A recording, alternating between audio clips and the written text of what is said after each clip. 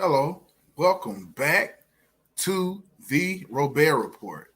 It's been a couple of days, couple of weeks since I talked to this audience, this illustrious audience, but I'm so happy to be back with you all.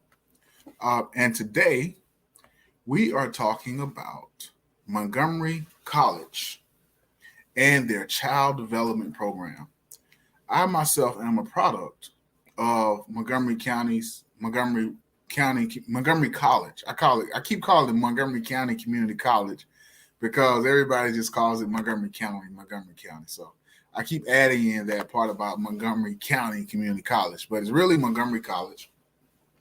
They have multiple locations here in the county of Montgomery County, Maryland, and I had an excellent time taking part in some of their programs. But first things first, do a little housekeeping. I want to welcome you all to the Robaer Report as a part of Black USA News. We are broadcasting live here on YouTube and Facebook on Black USA News.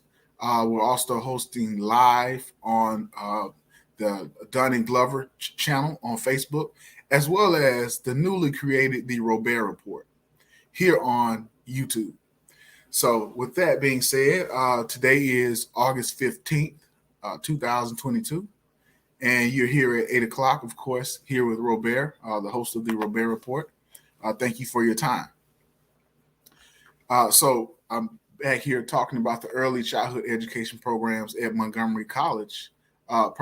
Personally, I live in Montgomery County, Maryland, and the school that I attended, which was virtual actually last year because it was during the second year of the pandemic, 2021, and I decided to take some courses as I was offered a couple of $1,000s by a fatherhood initiative that is located, headquartered in Montgomery County. It's a National Fatherhood Initiative, NFI. I had an excellent time taking part in some manhood training, not manhood training, that's another organization, fatherhood training.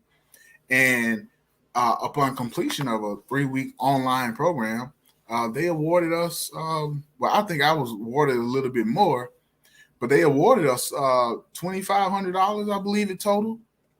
So if anybody's interested in learning more about the National Fatherhood Initiative, and you're watching this broadcast either today or you're watching it sometime in the future, reach out to me and I can definitely connect you with the program coordinators.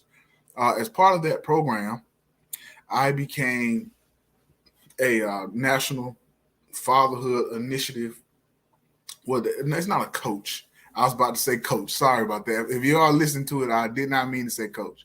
But I became an integral part of the community, and where I was given privilege to go out and talk to fathers, and they would host seminars, and I would get on and talk to fathers, as I am a father of a 3-year-old daughter. Shout out to Olivia. Don't get enough of saying your name.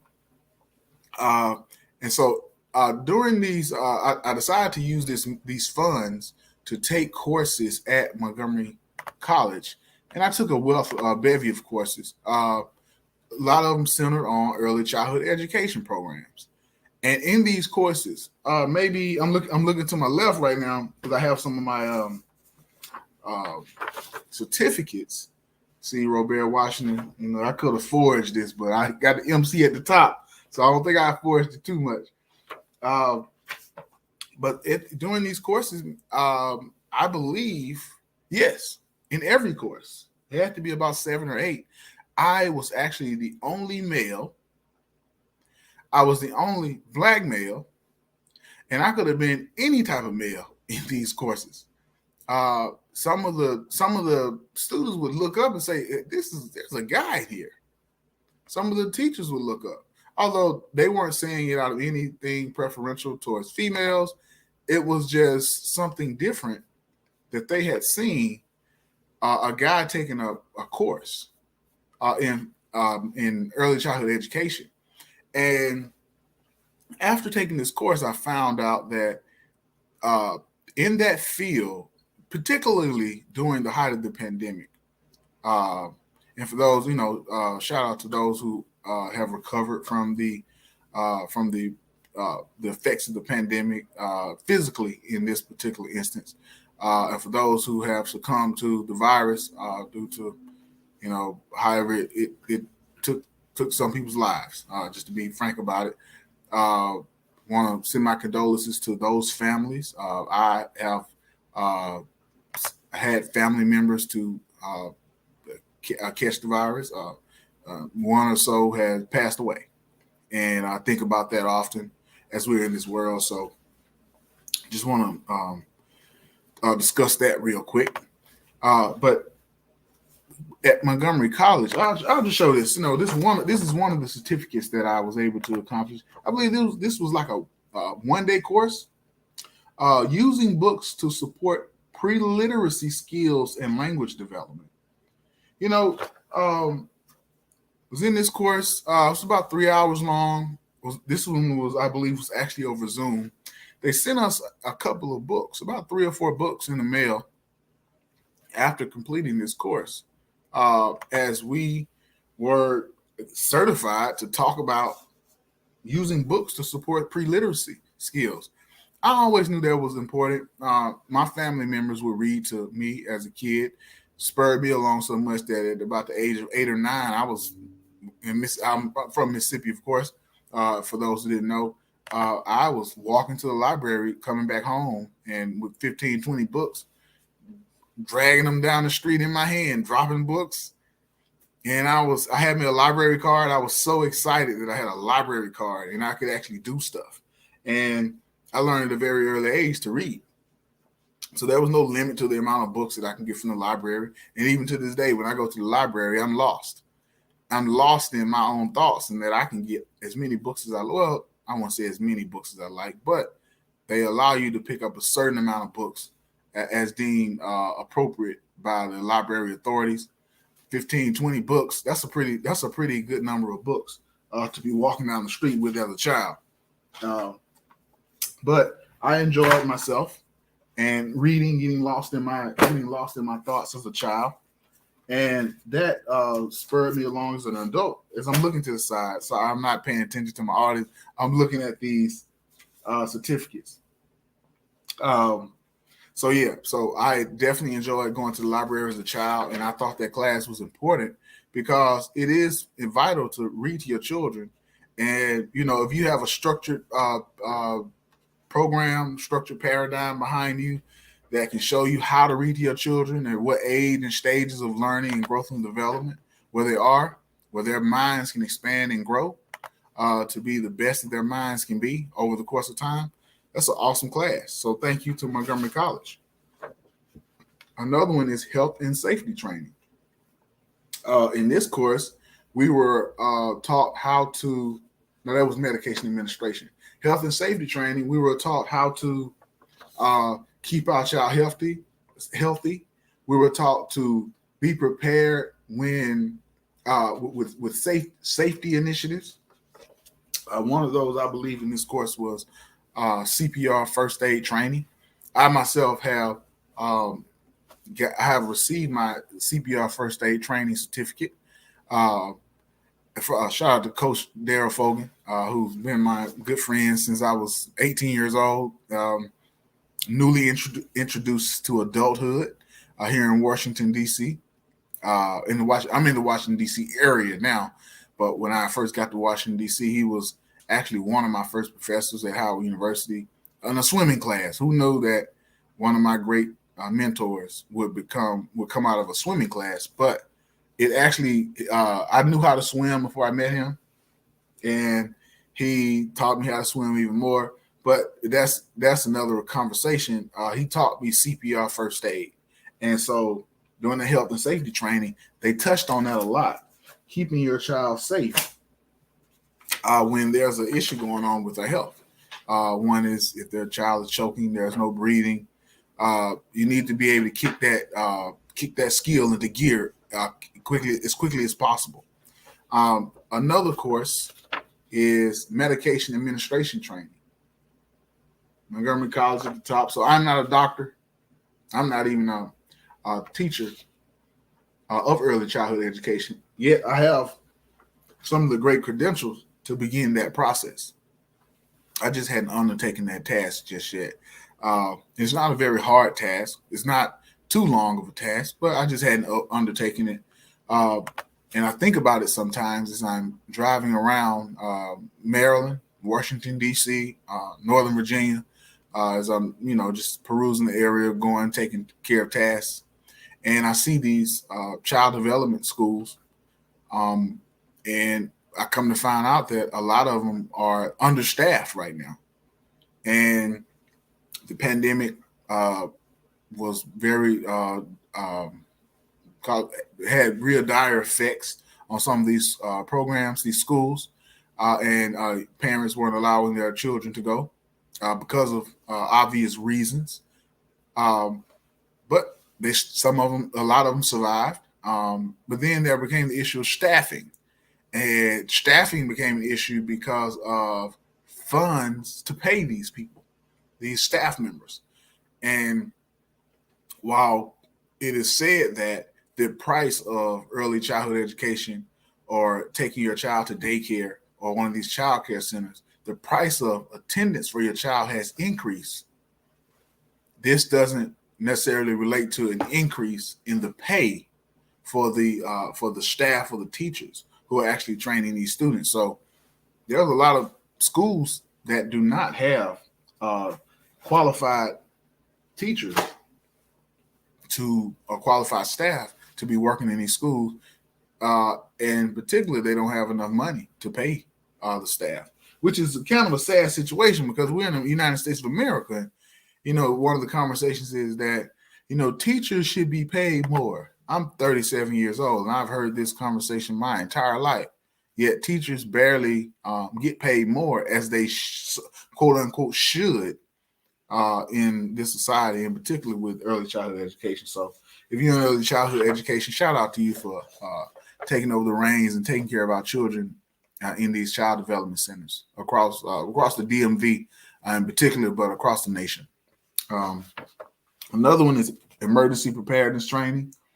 This one was fun because we were able to develop an emergency preparedness program for our children, and it's really uh, for schools or early childhood education centers to have on deck if something is to take place in their program, so that parents, school officials, children, and the teachers in the classroom will know what measures or what protocols to put in place if there's an issue that requires that emergency evacuation take place.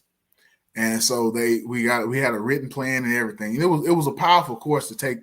I believe that course was 2 days, but it was a powerful course, and I really respect the professor in that program because she did put a lot of thought and energy into making sure that we understood how important it was to be prepared in an emergency, which you would think that most of us already know, but it's good to just have in this society, have a certificate behind you, have some documentation to show when if there's an issue, say, hey, this was my plan.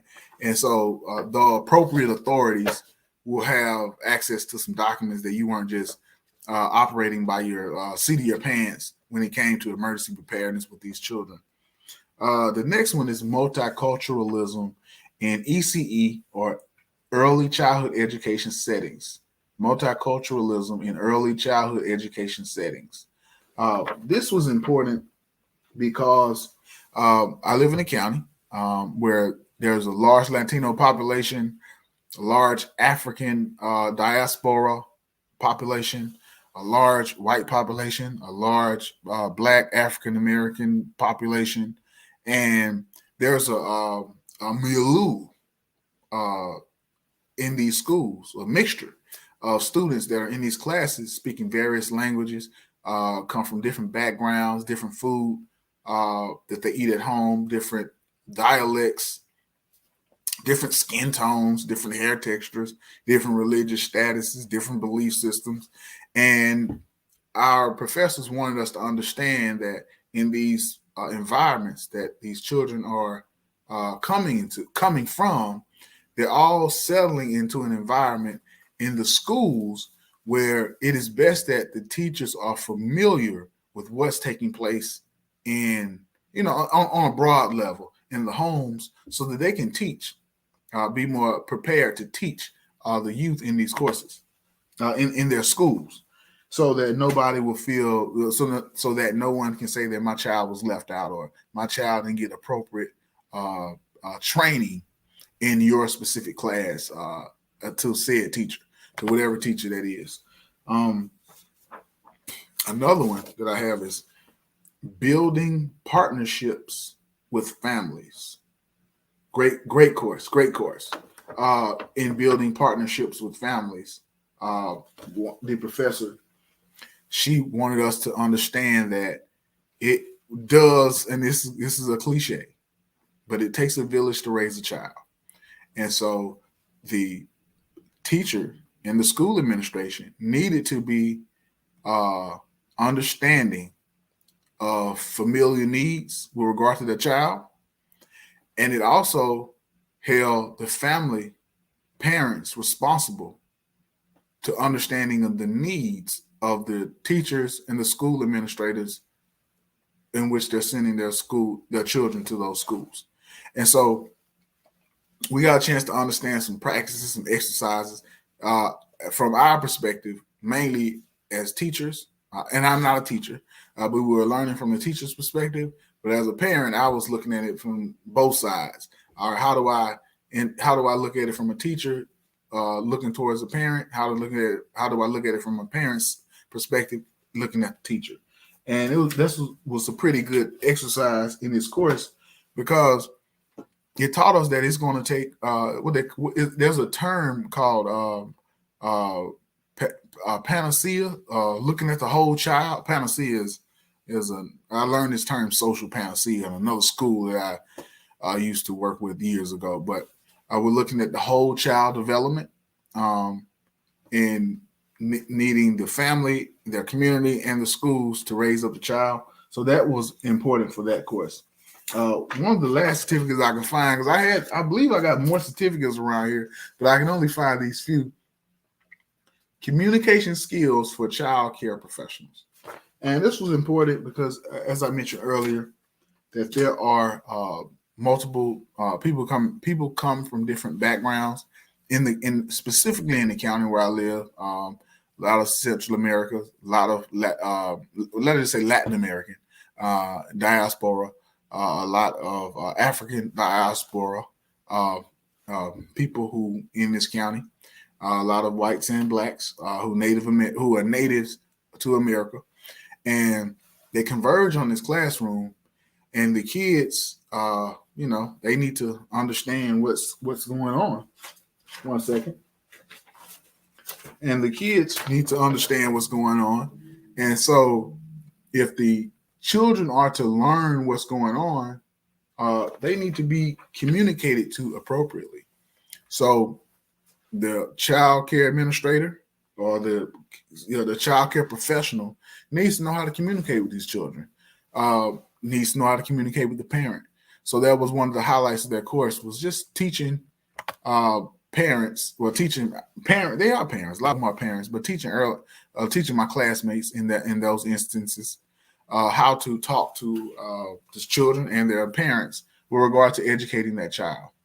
I have just gone over right now, about 7 of the certificates that I hold from that program. And right now, I want to share my screen and show you the early childhood education program at Montgomery College. So here we're on this site.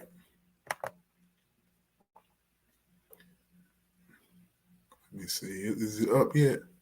Oh, let me see. I think this is it right here. Oh, no, we're not. We're not sharing just yet. Here we go. It's gonna come up. Oh, here we go. Add the stream.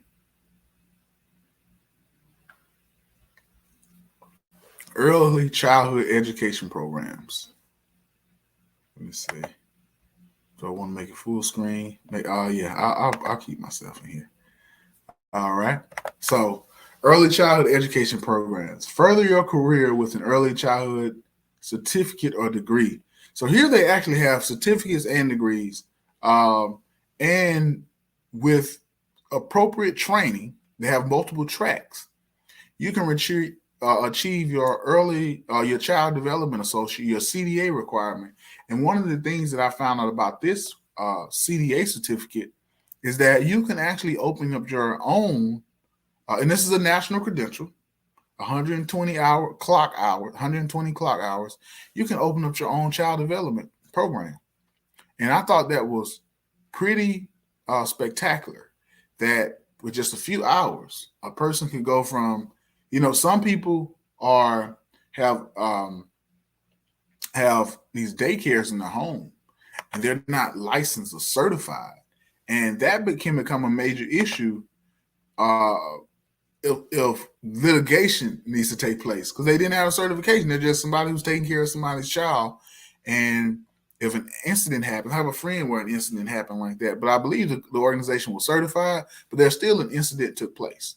And if it wasn't for their license, even though the situation was dire, if it wasn't for their license, that would be another strike that would be on the organization or on the early childhood education program. But since they have their license, which they, I assume, they have their child development associate credential, they're okay from that perspective. They have non-credit programs, as we see right here, through the Workforce Development and Continuing Education Division.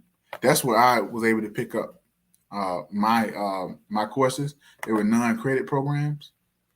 You can also achieve associate degree in early childhood education.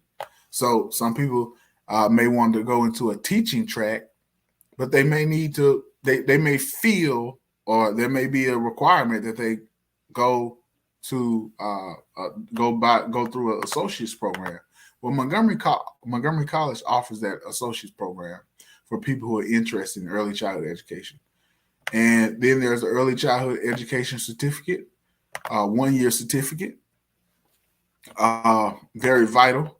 Again, I mean, it's a little bit less strenuous it's more strenuous than the non-credit programs right here, but it's less strenuous than the associate's degree in early childhood education. The coordinator for this program is Dr. Sonia, I hope I'm pronouncing this right, Pruneda Hernandez. If anybody needs to reach out to Dr. Pruneda Hernandez, her number is 240-762-0154. Now, Dr. Sonia Pruneda Hernandez and I have not talked. I don't know if I remember this person. I remember a couple of other teachers, but not this one in particular. But I want to give her information out just in case anyone watching this program, this broadcast of the Robaer Report, and they are interested in learning more about early childhood education programs in the state of Maryland. Right now, school is about to start. I'm sure that Montgomery College is still accepting students. I received an email a few days ago about this program. So I'm sure that they are still accepting applicants, possibly by way of scholarship as well.